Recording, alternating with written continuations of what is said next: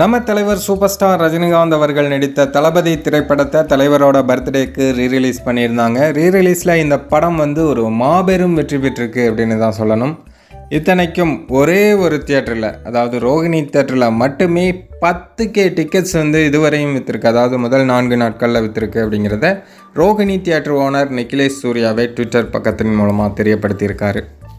ஒரே தியேட்டரில் 10,000 டிக்கெட்ஸ் அப்படின்னா அப்போது தமிழ்நாடு முழுவதும் எத்தனை தியேட்டர் இருக்குது, எங்கெல்லாம் எவ்வளோ டிக்கெட்ஸ் விற்றுருக்கோம் அப்படின்னு நீங்களே கணக்கு பண்ணிக்கிங்க. நம்ம பார்த்த வரையும் எல்லா தியேட்டர் ஓனர்களுமே ரொம்ப ஆச்சரியப்பட்டு தான் நிறைய ட்வீட் போட்டுட்டு இருந்தாங்க. அதுவும் நேற்றுலாம் பார்த்திங்கன்னா நிறைய ஷோஸ் எல்லா இடங்கள்லையுமே ஹவுஸ்ஃபுல்லாக தான் போயிருக்கு.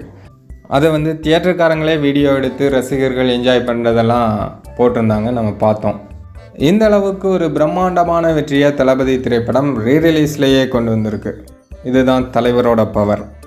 தளபதி படம் 4 மடங்கு லாபத்தை கொடுத்துருக்கு அப்படிங்கிறது தான் இப்போது சினிமா வட்டாரங்களில் பரபரப்பாக பேசப்படும் ஒரு விஷயமாக மாறி இருக்குது.